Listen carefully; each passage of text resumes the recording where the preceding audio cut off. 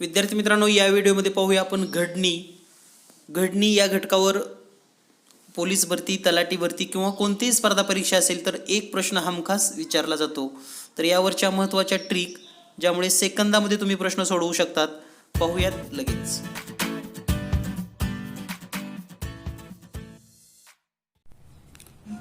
विद्यार्थी मित्रांनो, या व्हिडिओमध्ये पाहूया आपण घडणी.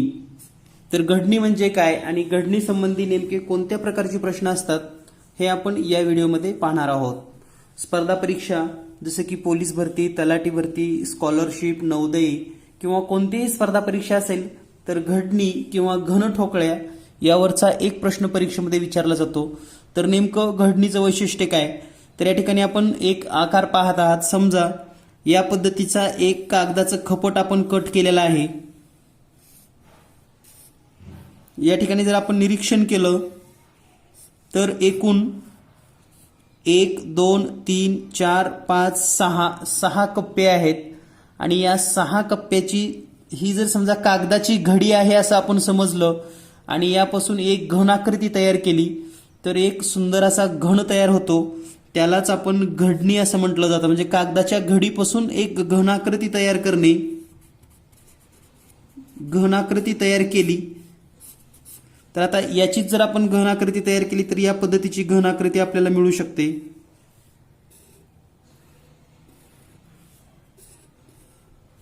तर या आकाराचा आपल्याला घन मिळतो, यालाच आपण घडणी असं म्हणतो. म्हणजे या कागदी पुट्ट्यापासून या आकाराच्या. आता याचा आणि याचा काय संबंध आहे तर पहा, हे आपल्याकडे एक कागदी पुट्टा होता आणि यापासून आपण ही घडणी बनवलेली आहे. तर ही घडणी बनवल्यानंतर हा 1, 2, 3, 6, 5, 4 हे अंक या पृष्ठभागावर आपणास दिसणार आहेत आणि परीक्षेमध्ये याचाच आधार घेऊन आपल्याला प्रश्न विचारले जातात की 2च्या जवळ कोणते कोणते अंक असतील, 5च्या जवळ कोणते कोणते अंक असतील, 4च्या जवळ कोणते अंक असणार आहेत किंवा विरुद्ध पृष्ठावर कोणते अंक असणार आहेत. तर यासारखा एक घन आकृती आपल्याला मिळतो. यालाच आपण घडणी किंवा घन असं म्हणतो. जर आपण हाच घन किंवा घडणी लुडो किंवा सापशिडी खेळताना पाहिला असेल तर त्याच्यावर अशी टिंब असतात, हे तुम्हाला माहिती आहे. पहा, जसं की या ठिकाणी 1 असेल, 4, 3, तर अशा पद्धतीचे आपल्याला टिंब तुम्हाला पाहायला मिळतात. तर तोच घडणी किंवा तोच जो काही डाईस असं म्हणतो इंग्लिशमध्ये आपण, त्याचाच वापर करून किंवा त्याच्यावर प्रश्न परीक्षेमध्ये विचारले जातात. नेमकं कोणत्या प्रकारचे प्रश्न असतात, त्याच्या काही महत्त्वाच्या ट्रिक आहेत का, किंवा हे प्रश्न सेकंदामध्ये कशी सोडवायची, अशी अनेक उदाहरणं आपण या व्हिडिओमध्ये पाहणार आहोत. तर अतिशय छोटासा चॅप्टर आहे परंतु परीक्षेच्या दृष्टीने खूप महत्त्वाचा आणि 1 मार्क आपल्याला देणारा चॅप्टर आहे. तर पाहूयात यावरची काही वैशिष्ट्यपूर्ण गोष्टी लगेच. तर घडणीवर अंकाबरोबर अक्षर सुद्धा असू शकतात. तर या ठिकाणी एक आपल्याला घडणी दिसते. तर यामध्ये आता आपल्याला विरुद्ध पृष्ठावर अंक नेमकं कसा असतो हे समजून घ्यायचंय. विरुद्ध पृष्ठ,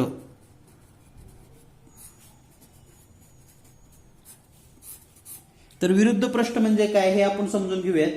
तर त्यासाठी एक आपण ठोकळा या ठिकाणी समोर घेतोय. समजा हा ठोकळा आहे जो तुम्हाला दिसतो. तर हा वरचा भाग जर असेल तर त्याच्या खाली जो भाग असणार आहे हा तो विरुद्ध भाग, वरचा आणि खालचा. हा समोरचा इकडला आणि हा इकडला, हे एकमेकाचे विरुद्ध भाग आहेत. हा आणि हा हे एकमेकाचे विरुद्ध भाग आहेत. तर हे विरुद्ध भाग नेमकं कशी तयार होतात तर ते आपण समजून घेणार आहोत. तर पहा, या ठिकाणी जी घन आकृती दिलेली आहे यामध्ये सलग एका सरळ रेषेमध्ये 4 कोणते आहेत हे समजून घ्यायला शिका. सरळ रेषेमध्ये 4 अंक असतील किंवा अक्षर असतील. तर आता हे 4 आपल्याला हे सरळ दिसतात, BCEF. असे जर पाहिले तर हे 3च आहेत. आपल्याला सलग 4 हवेत हे लक्षात ठेवा. सलग 4 माहीत झाल्यानंतर आपण एकाड एकची जोडी लावायची. एकाड एक म्हणजे हा पहिला, मध्ये एक सोडून त्याच्या पुढचा, त्यानंतर राहिलेले 2 त्याची पण जोडी ऑटोमॅटिक लागते. आणि आता ह्या 4चं आपल्याला निरीक्षण संपल्यानंतर 4चे सोडून जे काय राहिलेत वरच्या बाजूला किंवा खालच्या बाजूला जे काय असतील त्यांची एक जोडी लागते. म्हणजे या ठिकाणी जोड्या जर आपण पाहिल्या BECFAD, म्हणजे या ठिकाणी आपण असं लिहू शकतो बीच्या विरुद्ध ई,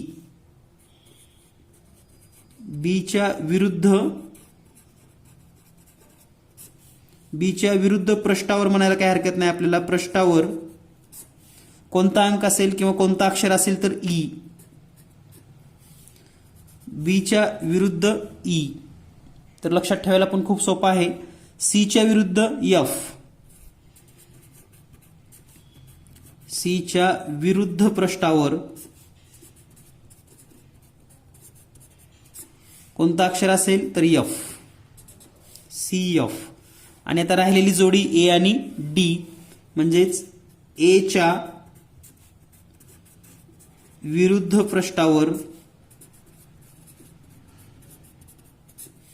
डी. आणखी एक यांचं वैशिष्ट्य आपल्याला लक्षात ठेवायचं आहे की हे जे विरुद्ध पृष्ठ आहेत, हा पृष्ठ त्याच्या सलग भागावर कधीही येत नाही. सलग म्हणजे कसा, तर आता आपण ही जर आकृती तयार केली, यापासून एक घडणी तयार केली, तर तुम्हाला या ठिकाणी लक्षात येईल. तर ही घडणी आहे. तर या ठिकाणी पहा आता बी, हा बी आपण इथं घेऊयात, हा समोरचा भाग, त्याला चिटकून वरच्या बाजूला ए आहे, तर हे ए घेऊयात आणि त्या बीच्या इकडं म्हणजे एच्या जवळ सी अक्षर येणार आहे. तर हे बीच्या सलग म्हणजे लगतचे पृष्ठ झाले, हे लक्षात घ्या, लगत, बीच्या लगत. तर असे बीच्या लगत एकूण किती पृष्ठ असतात, तर 4 पृष्ठ हे लगत असतात. लक्षात घ्या, ह्या वरच्या बाजूने एक, खालच्या बाजूने एक इथं असेल, या उजव्या बाजूला एक आणि हे डाव्या बाजूला एक. म्हणजे बीला सलग हे 4 पृष्ठ असतात. तर बीच्या लगत जे 4 पृष्ठ असतात त्यावर कोणती कोणती अक्षर येतात, तर पहा, बीच्या समोर कोणतं येतं, ई. हे ई सोडून द्या आणि बाकीचे 4 म्हणजेच ए, डी, सी आणि एफ, हे बीच्या लगतचे 4 पृष्ठ असतात. हे आपल्याला नक्की लक्षात ठेवायचं आहे, कारण परीक्षेमध्ये कधी कधी असा प्रश्न येतो, लगतचे 4 पृष्ठ कोणते असतील. तर लगतचे कोणते असतात, विरुद्धचा एक सोडून द्यायचा, फक्त बीच्या विरुद्ध असलेला ई एवढा एक सोडून द्या आणि बाकीचे 4 हे त्याच्या लगत असतात, लगत किंवा सलगच्या पृष्ठावर. तर या प्रकारे सुद्धा प्रश्न फिरवून विचारला जाऊ शकतो. त्यामुळे अतिशय सोपा भाग असला तरी वाचण्यामध्ये काळजीपूर्वक वाचा, जेणेकरून तुम्हाला याचे पैकीच्या पैकी मार्क मिळू शकतात. यानंतर आपण पुढचा भाग पाहणार आहोत, तो म्हणजे स्टँडर्ड घन, म्हणजे किंवा एक नियमबद्ध घन. म्हणजे बाजारमध्ये जर तुम्ही कोणतेही सापशिडी किंवा लुडो खेळण्यासाठी जो घन वापरतात, त्याचं एक वैशिष्ट्य सांगतो तुम्हाला काय असतं. तर त्या स्टँडर्ड घनाचं एक वैशिष्ट्य म्हणजे परीक्षेमध्ये कधी कधी असं विचारलं जातो की स्टँडर्ड घनाच्या 2च्या विरुद्ध कोणता अंक असेल. पहा, स्टँडर्ड यालाच नियमित किंवा नेमक असं म्हटलं जातं. स्टँडर्ड घनाच्या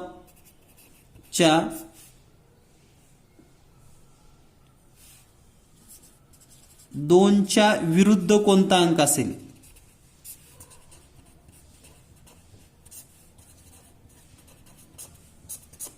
अतिशय सिंपल कन्सेप्ट आहे. एकदा तुम्हाला जर समजली तर तुम्ही कायमस्वरूपी लक्षात ठेवू शकता आणि कधीही विसरणार नाहीत. तर स्टँडर्ड घनाचंच या ठिकाणी आपण हे घडणी दाखवलेली आहे. तर यामध्ये आपण पाहूयात कोणता अंक कोणत्याच्या विरुद्ध. तर ते शोधत असताना सलग 4 आपल्याला पेयर शोधायचे असतात, सलग 4. तर हे सलग 4 आहेत, पहा, एका ओळीमध्ये 4 दिसतात. आता या ठिकाणी आपण एकाड एक जोडी लावूयात, 2, 5, 3 आणि 4. ही सलग 4च्या जोड्या लावल्या. आता राहिलेले 2, 1 आणि 6. तर हे एकमेकाच्या विरुद्ध असतात. म्हणजे 2च्या विरुद्ध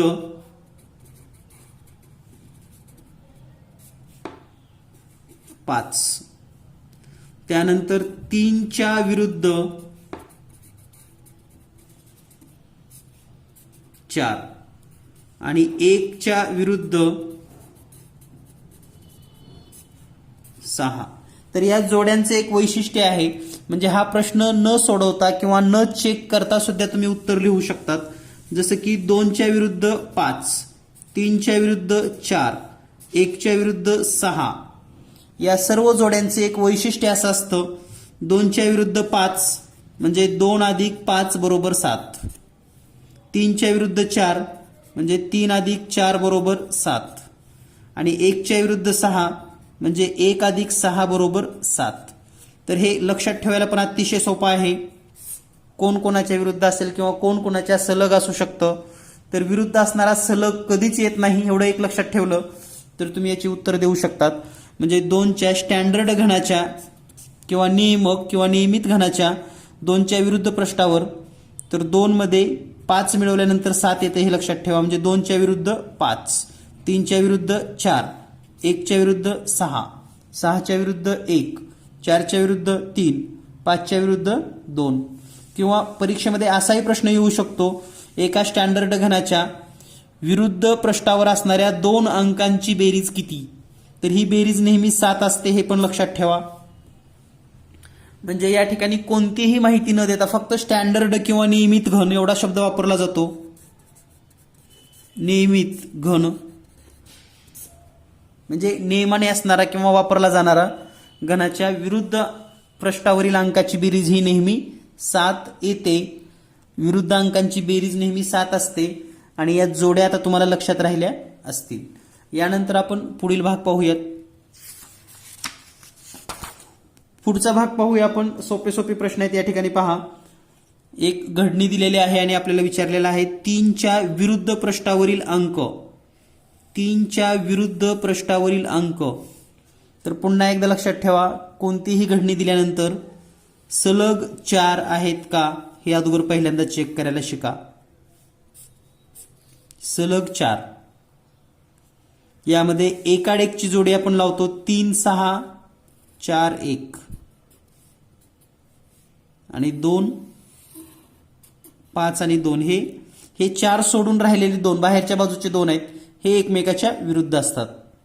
तर आपल्याला या ठिकाणी विचारले 3च्या विरुद्ध पृष्ठावरील, तर 3च्या विरुद्ध पृष्ठावरचा अंक आहे 6.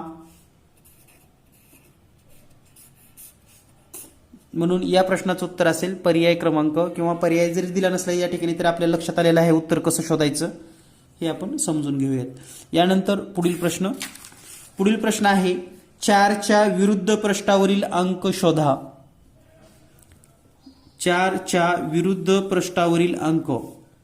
पुन्हा या ठिकाणी लक्षात ठेवा, सलग 4 असणार आहेत. हे सलग 4 सोडून बाहेरची जोडी म्हणजे हे 4च्या विरुद्ध कोणता अंक असेल मग 6.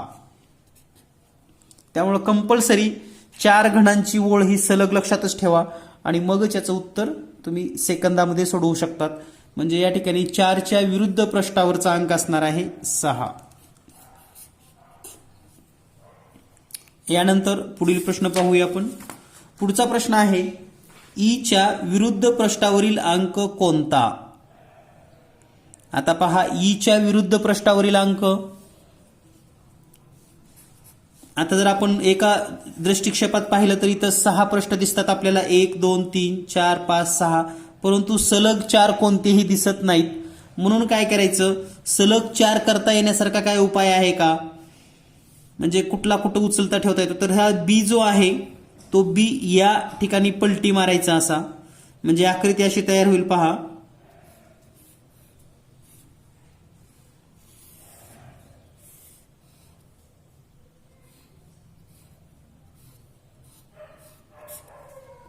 तर या पद्धतीने आपल्याला घन मिळेल. म्हणजे आपण काय केलं, हा बी इथं घेतलेला आहे, हा ए जशाला तसा, हा सी जिथं आहे तिथंच, हा बी इथं येईल, हा डी त्याच्या ठिकाणी असेल, ई तिथंच आहे आणि एफ तिथंच आहे.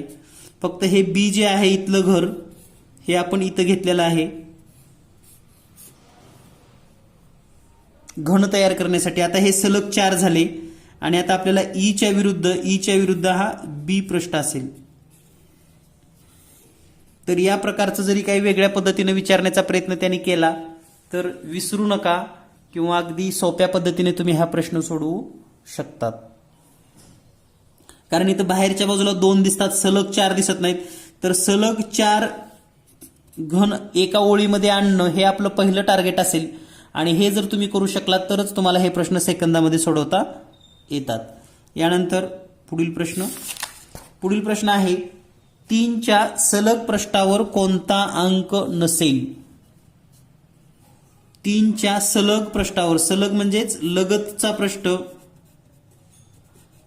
आता या ठिकाणी विचारायचंय त्यांना विरुद्ध पृष्ठावरच, परंतु प्रश्न वेगळ्या पद्धतीने विचारला जातो. म्हणजे 3च्या सलग पृष्ठावर कोणता अंक नसेल याचाच अर्थ 3च्या विरुद्ध पृष्ठाचा अंक विचारायचा आहे आपल्याला, विरुद्ध पृष्ठावरील अंक.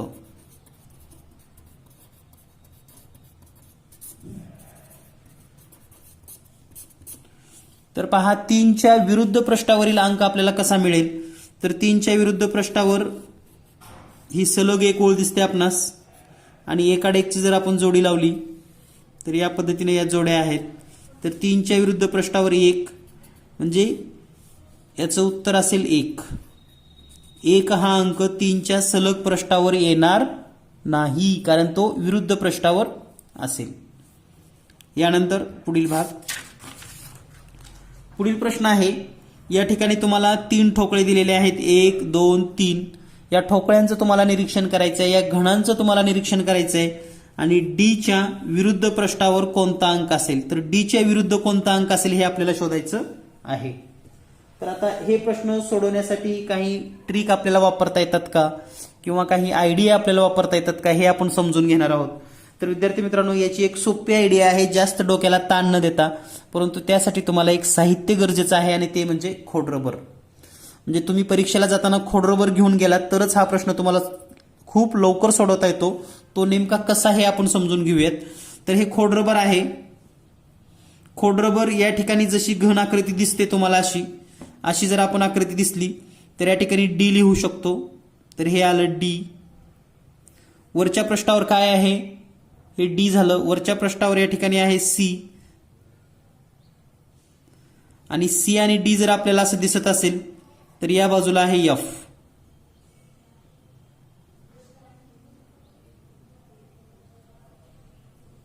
तर पहा सी डी एफ हे 3 अक्षर आपण लिहिलेले आहेत. त्यानंतर या ठिकाणी जर पाहिलं आपण तर ए सी बी. आता हे सी नुसतं दिसतंय म्हणजे सी जर या बाजूला घेतला आपण, पहा हे सी असं आलेलं आहे तर समोर आलेला आहे बी. तर हा आपल्याला ठोकळा तशा पद्धतीने धरता आला पाहिजे. हा सी, मग या ठिकाणी येईल ए, सीच्या वरच्या बाजूला इकडे ए आणि या दोन्हीच्या मध्ये इथं बी. आता पहा यावर जवळपास आपण ए लिहिलेला आहे, बी लिहिलेला आहे, सी लिहिलेला आहे, डी लिहिलेला आहे, एफ लिहिलेला आहे, राहिले फक्त ई. तर हे ई या ठिकाणी लिहूयात आणि हा ठोकळा सुद्धा आपल्याला ई बी आणि डी असा दिसेल. पहा हे ई बी आणि हे डी.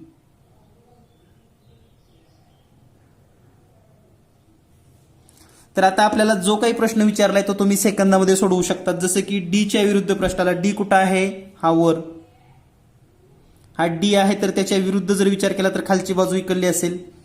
तर पहा डी वर खाली जर पाहिलं तर ए आहे म्हणून डीच्या विरुद्ध पृष्ठावर ए अंक असेल किंवा ए अक्षर असेल. किती वेळामध्ये सुटला प्रश्न, अगदी 30 ते 35 सेकंदामध्ये प्रश्न सुटू शकतो. फक्त आपल्याला हे धरता आलं पाहिजे. लगेच संख्या लिहायच्या आणि खोडरबरचं काम संपलं. तुम्हाला पैकीच्या पैकी मार्क मिळाली. म्हणजे या ठिकाणी बुद्धिमत्ता आहे, लक्षात घ्या. खोडरबर आपण सोबत घेणं ही कोणतीही कॉपी होऊ शकत नाही. खोडरबर आपल्याला लागतंच आणि आपण त्या परिस्थितीचा किंवा त्याचा योग्य उपयोग करून आणि तसं जर विचार केला तर मग कोणतंही गणित सोडवत असताना आपण रफ कागद करतोच, रफ आपण सोडवतोच, ते सुद्धा मग कॉपी होतं. त्यामुळे याला कॉपी म्हणता येणार नाही. आपल्याला लवकर प्रश्न सोडवायचा असेल तर खोडरबर 1-2 खोडरबर असे छोटी छोटी घेऊन जावा. नक्कीच तुम्हाला 1-2 प्रश्न सोडवता येतील. यानंतर याच्यासारखाच आणखी एक प्रश्न पाहूयात आपण. 1च्या विरुद्ध पृष्ठावर कोणता अंक असेल. आता 1 इथं तर 1 दिसतच नाही. पहिल्यांदा क्लिअर करतो, 1 तुम्हाला दिसतच नाही म्हणजे 1 असणार आहे. याच्यामध्ये 1 2 3 4 5 6 असणार आहे. मग आपण काय करूया, दुसरा एक ठोकळा घेऊयात. पुन्हा त्याच पद्धतीनं खोडरबरोबर मांडणी. समोरचा अंक पहिल्या ठोकळ्याप्रमाणे दिसतो समोर, या ठिकाणी 5. तर हा 5 आपण लिहिलेला आहे. वर आहे 3, तर हा 3 आपण लिहूयात. 5 आणि 3च्या या बाजूला आहे 6, तर हे 6 आपण लिहून घेऊयात.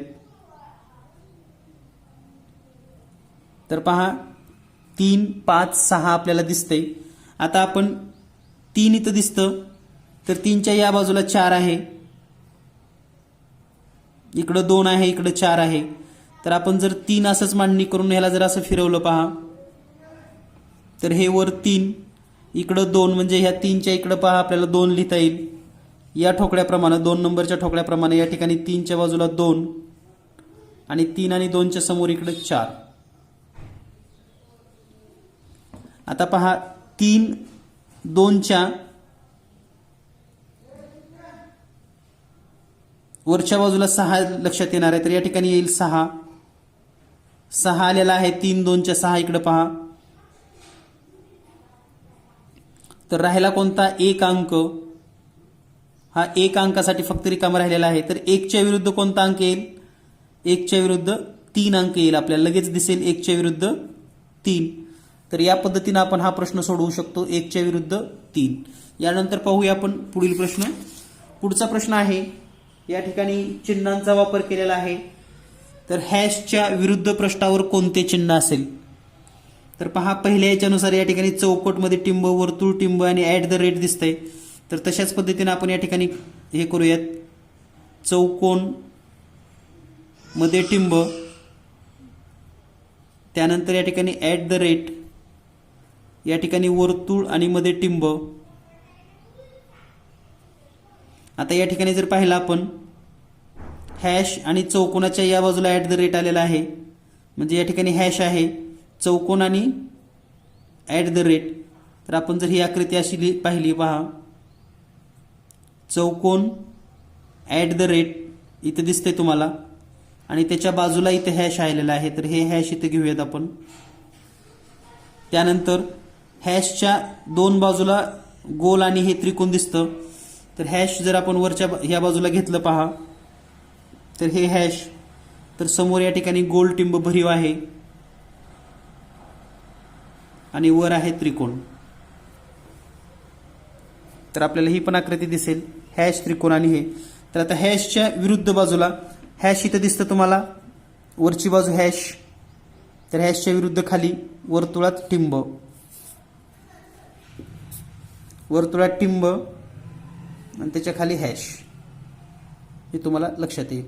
म्हणजे या पद्धतीने जर तुम्ही कोणतेही प्रश्न सोडवलात तर तुम्ही सेकंदामध्ये प्रश्न सोडवू शकतात. लगेच तुम्हाला हे प्रश्न सोडवता येतात. इतक्या सोप्या पद्धतीने आपल्याला हे समजून घेता येतं. यानंतर पाहूया आपण पुढील भाग. पुढील भाग आहे, खालील घडणीपासून कोणता घन तयार होईल? तर या ठिकाणी जी घडणी दिलेली आहे यापासून कोणता घन तयार होईल? हे 4 घन दिलेले आहेत. पर्याय 1, पर्याय 2, पर्याय 3 आणि पर्याय 4. तर कोणता घन तयार होईल असा प्रश्न आहे. दिलेल्या माहितीवरून जर आपण विचार केलं तर नेमकं कोणता होणार नाही अगोदर हे चेक करा. जसं की 6च्या आपण अगोदर हे घडणीचा जर विचार केला तर पहा, सिंपल अगदी एक माहिती समजून घेऊयात आपण. तर या ठिकाणी 4च्या विरुद्ध पृष्ठावर कोणता अंक असेल? तर या ठिकाणी लिहून ठेवतो मी, 4च्या विरुद्ध पृष्ठावर 4च्या एकाडे 1 म्हणजे 2, 3च्या विरुद्ध 5, 3च्या विरुद्ध 5 आणि 1च्या विरुद्ध 6 किंवा 6च्या विरुद्ध 1. ही या घडणीची मांडणी आहे. हे विरुद्ध पृष्ठावर असणार आहेत आणि हे आपल्याला सलग कधीही दिसत नाहीत. तर 4, 2, 4, 2 कुठं सलग दिसतं का? तर हे 4, 2 सलग हे विरुद्ध पृष्ठावर पाहिजे, परंतु समोरासमोर दिसतंय, म्हणजे हा घन तयार होत नाही. त्यानंतर 3, 5 कुठं समोरासमोर दिसतं का? हे 3, 5 म्हणजे हा पण घन तयार होत नाही, कारण हे विरुद्ध पृष्ठावरचे अंक आहेत. 6, 1 कुठं दिसतं? 6, 1, 6, 1 हे पण समोरासमोर, म्हणजे हे घन तयार होत नाही. म्हणजे हा 1 नंबर तयार होत नाही, 2 नंबर तयार होत नाही, 3 नंबर तयार होत नाही, 4 नंबर तयार होतो. हा सुद्धा आपण चेक करा. 4, 2 समोरासमोर दिसतं का? नाही.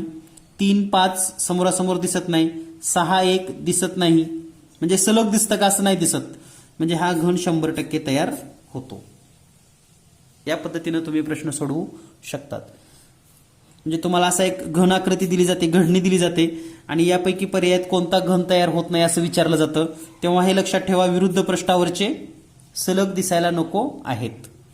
यानंतर पुढील प्रश्न, यानंतर पुढचाही त्याच प्रकारचा प्रश्न आहे. खालील घडणी पाहून कोणता घन तयार होणार नाही. म्हणजे सगळे होणार आहेत, मग फक्त न होणारा. तर या ठिकाणी जर पुन्हा निरीक्षण केलं आपण एकमेकाच्या विरुद्ध कोणते कोणते अक्षरे येतात, तर पहा ए च्या विरुद्ध एफ असेल, ए च्या विरुद्ध एफ, सी च्या विरुद्ध डी, सी च्या विरुद्ध डी आणि बी च्या विरुद्ध ई.